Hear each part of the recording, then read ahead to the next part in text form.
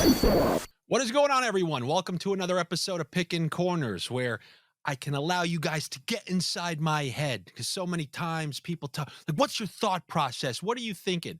You really want to try to get in there? As I've told people many times in the past, getting like, if you went in my mind, you ever go on that Back to the Future ride at Universal Studios as a kid where you're like driving through Biff's brain, I think?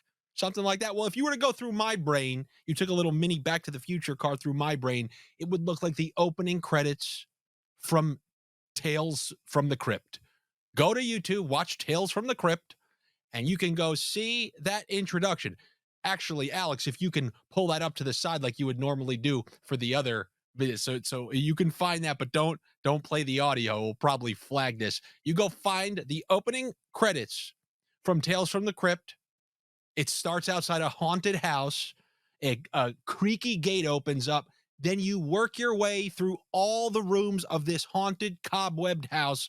And that's essentially the inner workings of my mind. And even when I come up with bets, that's how I arrive at some of my bets. And if you guys know the show, yeah, go ahead, press play. Press play. Yeah, welcome. This is how Tuesday starts for me. This is when I see the slate, the lightning hits, and we're about to enter my brain. Oh my God. Okay, so we're activating Val Nichushkin. Nichushkin's back from the facilities. Oh, they just traded for Casey Middlestat? And now they have Middlestat and Nichushkin playing on the same line? Door open into my brain.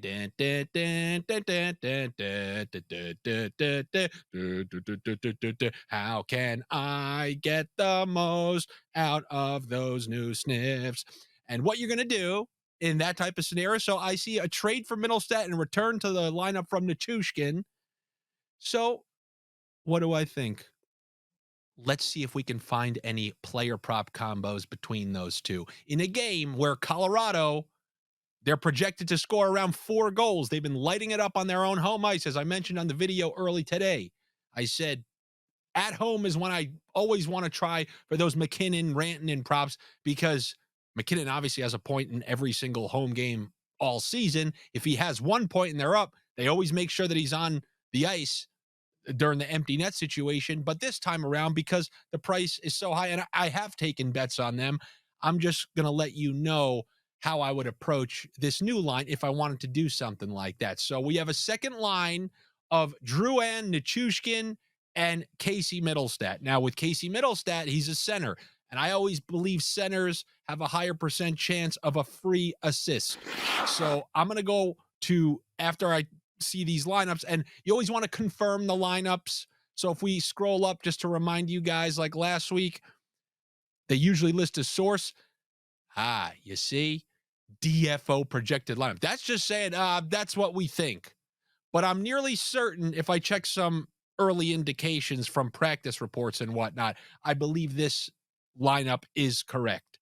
However, if I go to Draftkings and find the player props, and we go see some of these players here. Now we got Middlestat.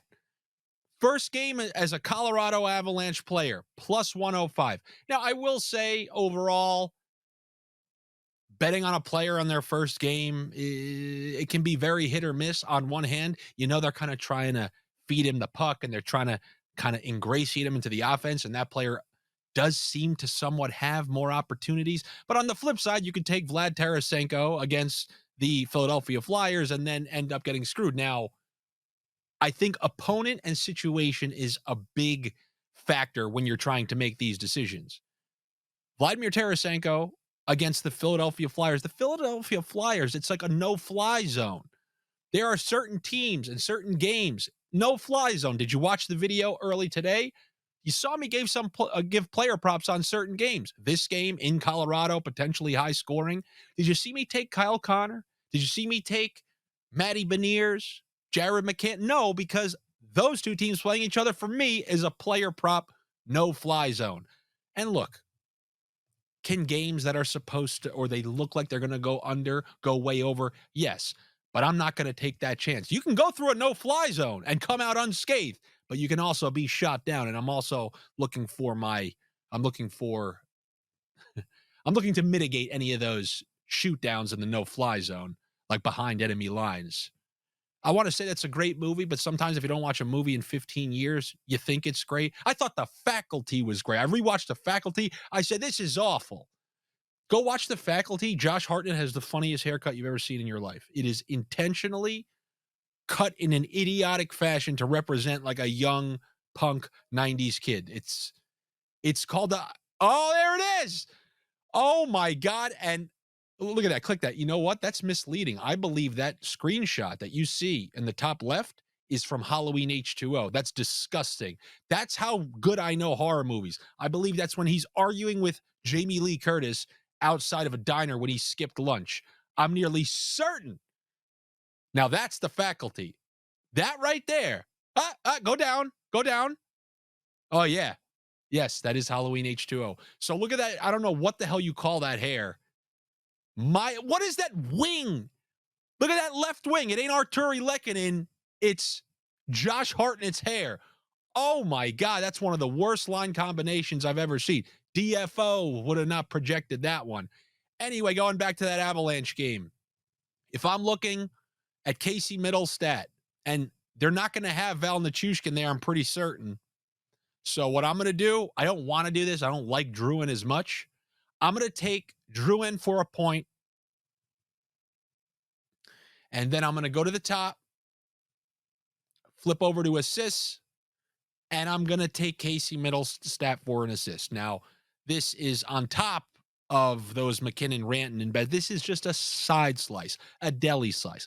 Plus 350 for the second line to connect. And there should be some potential power play correlation, not 100% certain, because with Nichushkin re-entering the lineup, you never know how Bednar's going to update those, because Lehkonen's been on top power play, Drouin's been on top power play, Colton's been on top power play, Nichushkin's been great on top power play. So we don't know how that's going to be divvied up, which is why I stuck to McKinnon and Rantanen.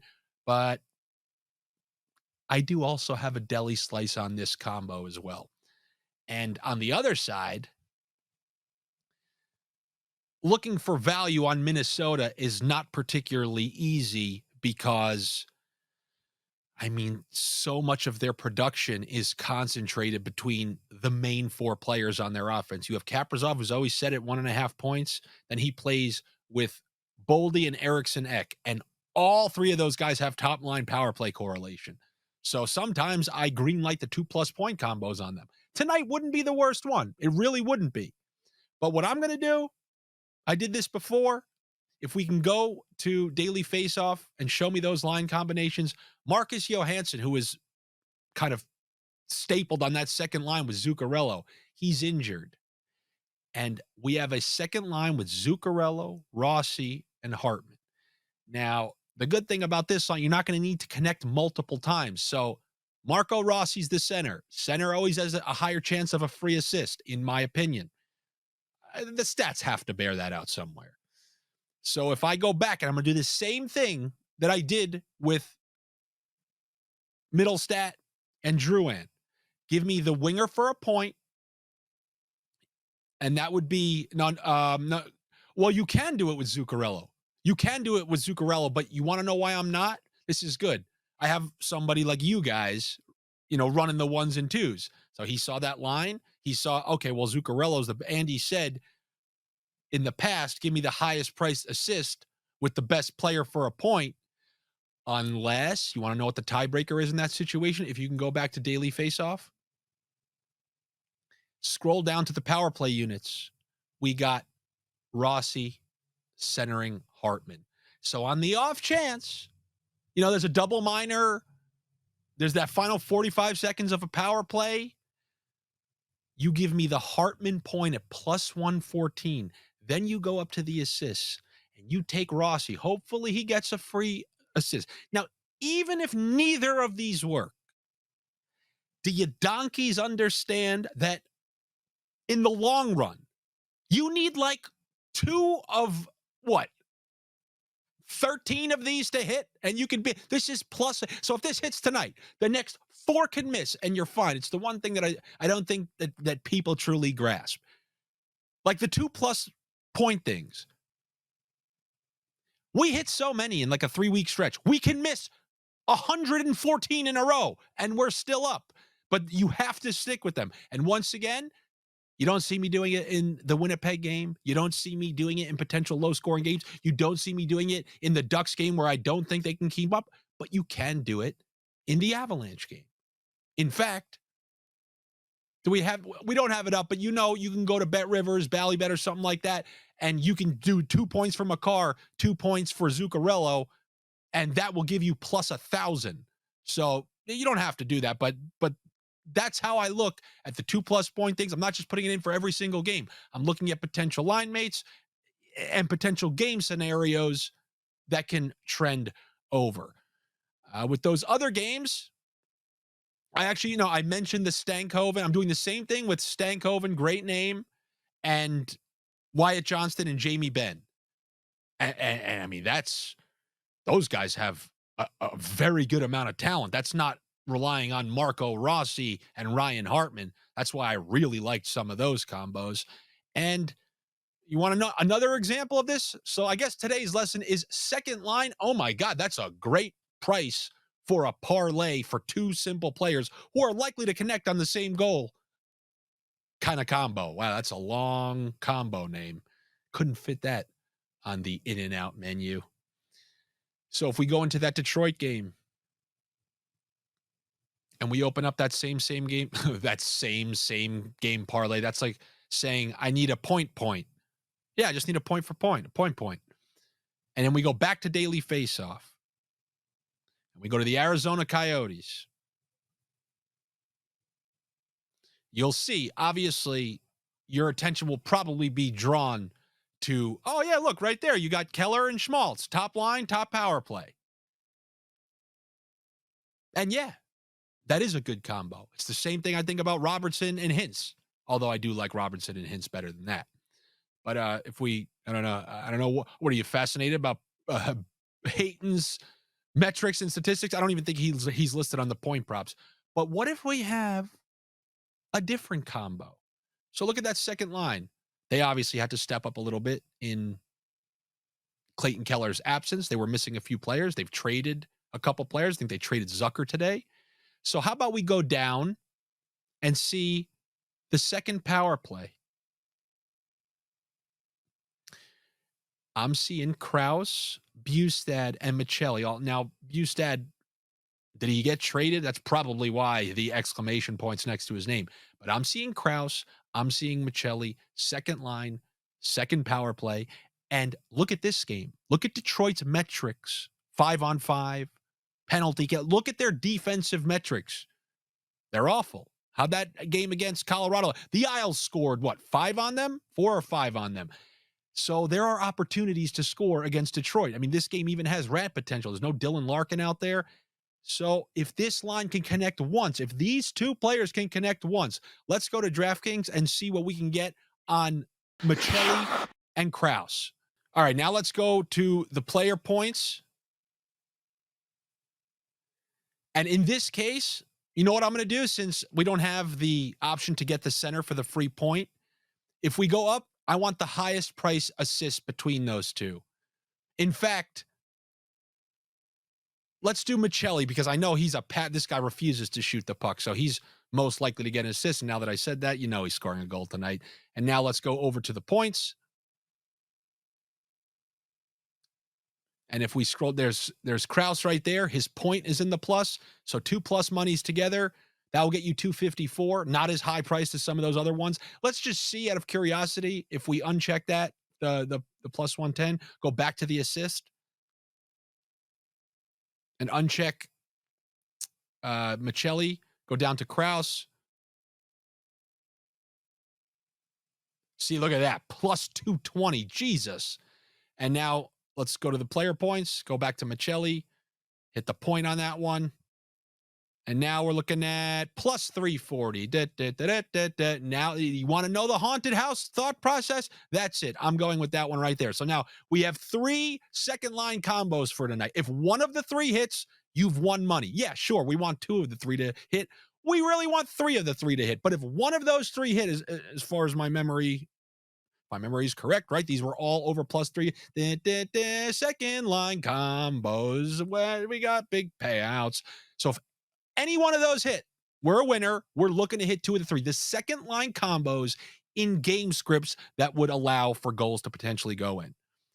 And, it's not that unlikely in some of these games. I think that one of them, potentially 2 of them, can hit, but I guess time will tell. We will see. Now, I do want to mention, if you're in one of the lucky states that has Bet365, your payouts will be higher than what you're seeing on the screen. DraftKings, unfortunately, has a neutering feature where it doesn't give you the actual payout, or at least what it should be. If you place this same bet on Bet365, that same game parlay has higher odds 100% of the time. There, unfortunately, is a neutering DraftKings process, but beggars can't be choosers. In the majority of states, if you want to combine player props, this is what we got. This is what we got to do. Now, I thought that since the trade deadline just occurred today, it would be a good time to look at some of the trades that went down, because I see some hockey shows. Like, there's the hockey guy. He seems like the nicest guy ever. I'm not saying a single bad thing about him. But really, he just brings out a whiteboard and says what he goes, then, the team went up 2-1, which was good. And then the other team came back in the third period and tied it. He just says what happened in the game without providing any sort of relevant. I mean, he's such a nice guy, but let me provide a little bit of that if I can't add some long-term context as to how it potentially affects these teams' chances moving forward.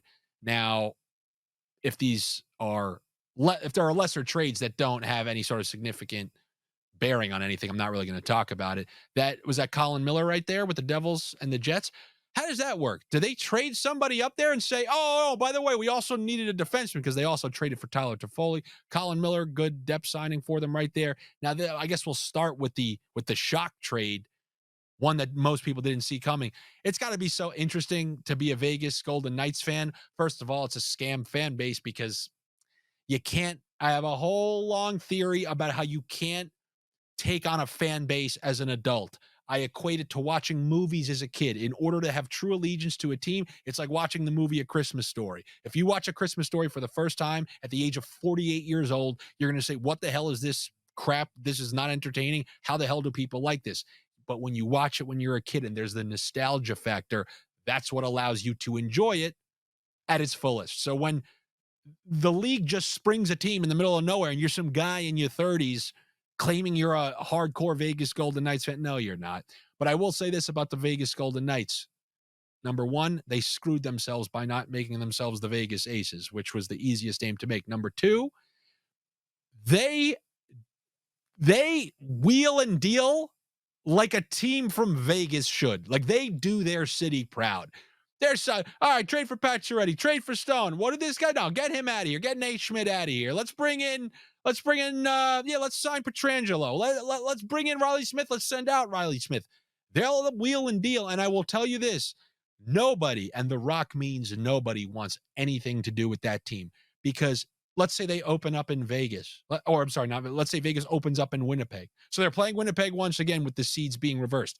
You think Vegas is one iota worried about playing Winnipeg, who, they already know they can go up there and beat Hellebuck, and they just have this wave of reinforcements coming in, and they're activating Stone. What a nightmare. What a nightmare Vegas is going to be to deal with if the Canucks get there. You're going to have teams probably say, I don't want to win the division if we got Vegas waiting for us in the first round. That's going to be a nightmare to deal with. I saw their Western Conference price is like plus 700. Not too bad just for Western Conference, but as I said, the Western Conference is way more of a gauntlet. And I'll still, if they play Dallas, I don't know who wins that series, but I do know who won it last year. And now with these reinforcements, oh man, would that be a series?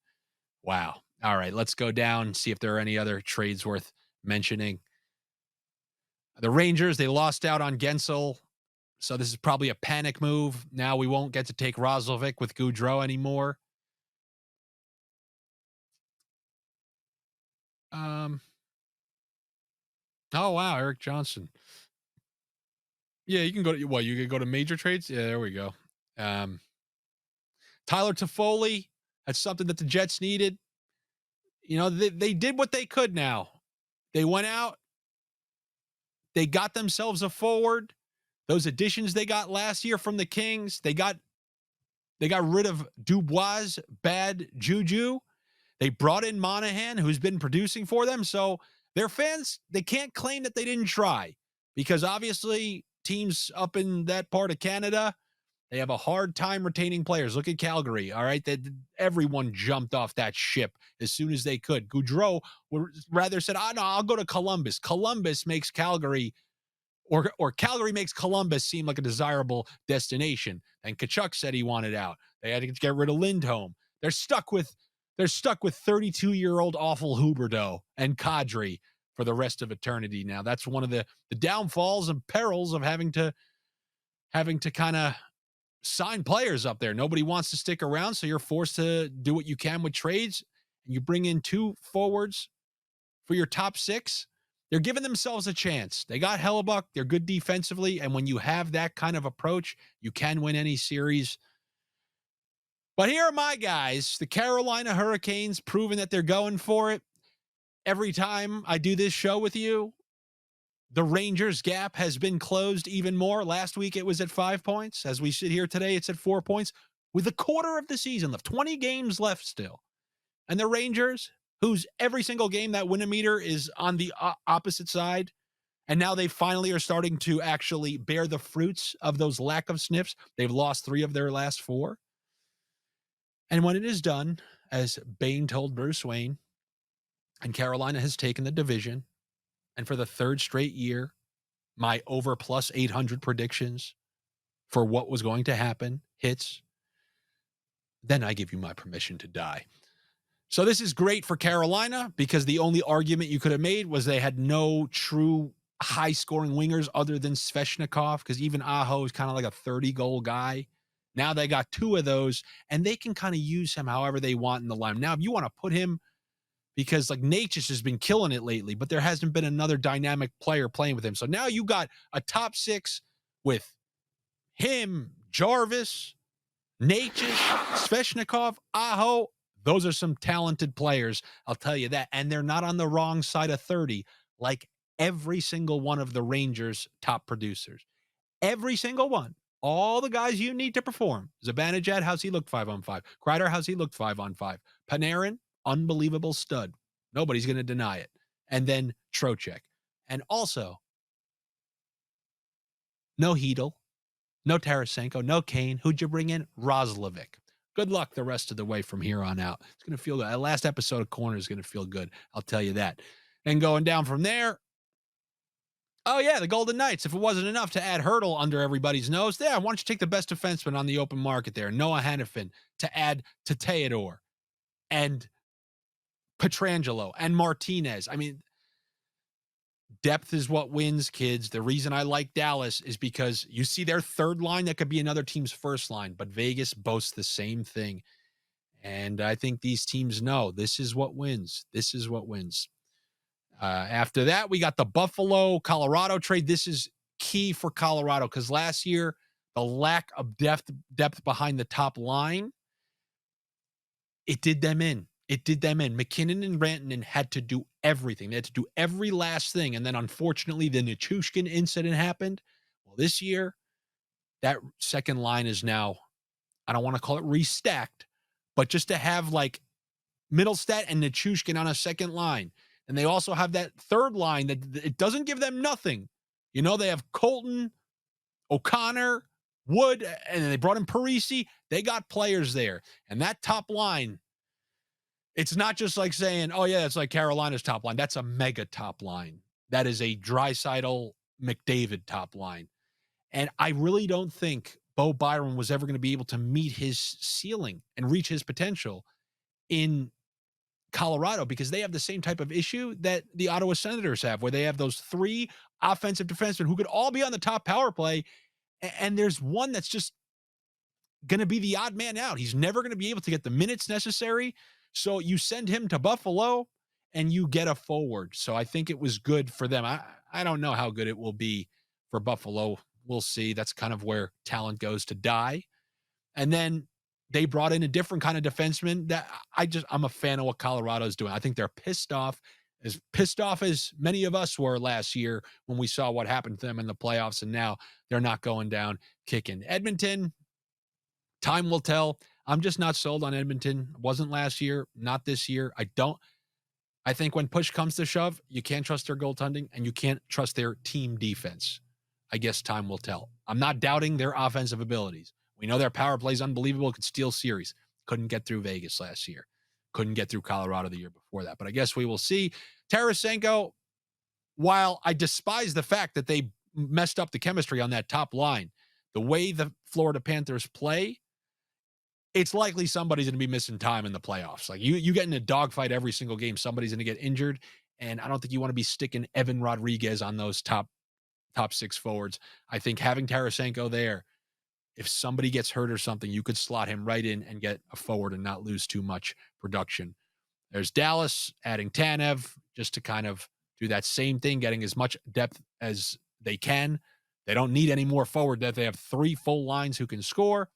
And then going back to Winnipeg doing what they can. So that's what I think about the All-Star break. A lot of teams did well for themselves. Are there any losers? Let me think. Boston did the right thing. You made a bunch of moves last year. You ended up trying to be an offensive team because of all the offensive pieces you are. I like what they're doing this year. We're going to beat you in a crusty fashion, the original Boston way. And then Toronto, I got news for you. They play scam hockey. They play regular season hockey. They play the equivalent of what they're doing is playing what they do in the playoffs is like playing preseason hockey during the regular season. They just think their talent's going to win out, but those type of goals, tic-tac-toes, they don't work in the playoffs. And that's why they have one series win since, I don't know, I was a toddler.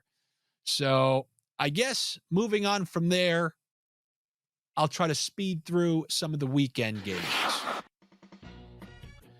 Oh, Carolina at the Devils.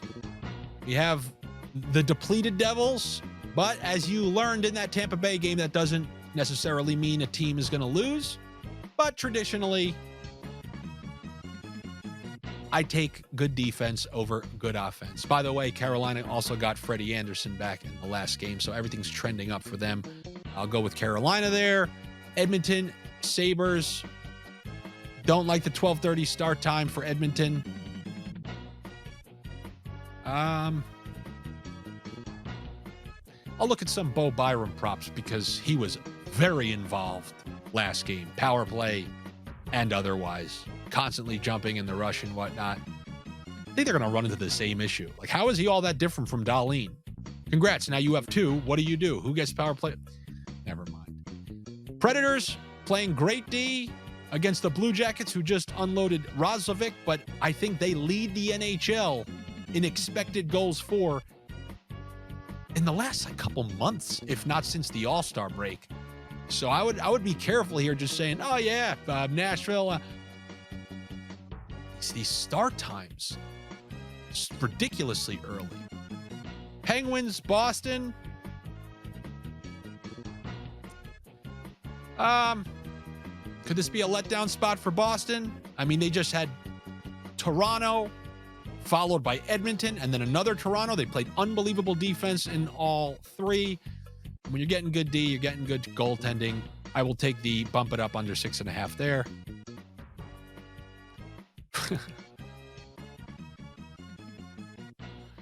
Oh my God.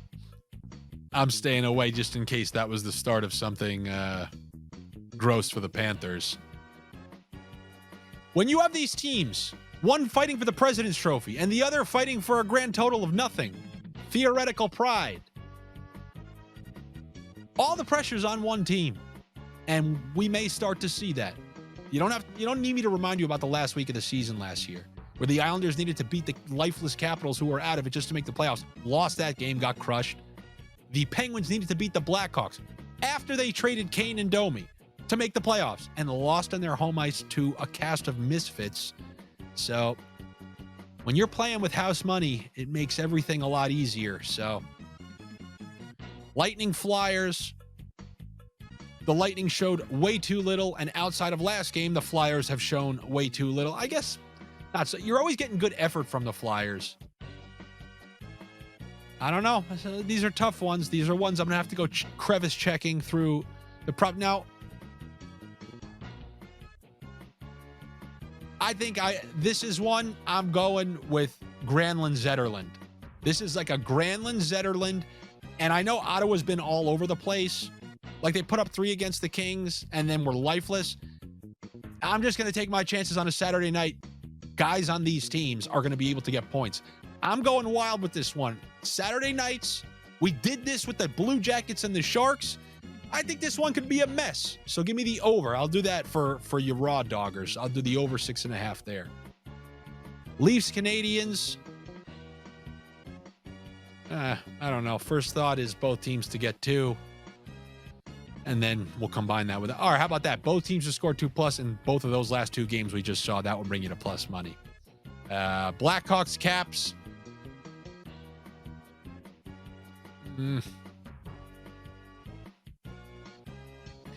So just so you know how my mind works, if this was Arizona, I'd go Kurashev with Bedard for a point. But Washington, coming off of a shutout, I don't like the prospects of needing player points in that game, and not even on Washington's side either. So that's staying away. It's a first glance stay away when I peel back the layers. Blues, Rangers. Give me Buchnevich for a point, making his old team regret getting rid of him and then not trading back for him. Then after that, we got, a 10 o'clock game? Not letting you scroll down. Jets, Canucks. So we got the Jets playing tonight. Canucks turn things around. I think they've won 3 in a row.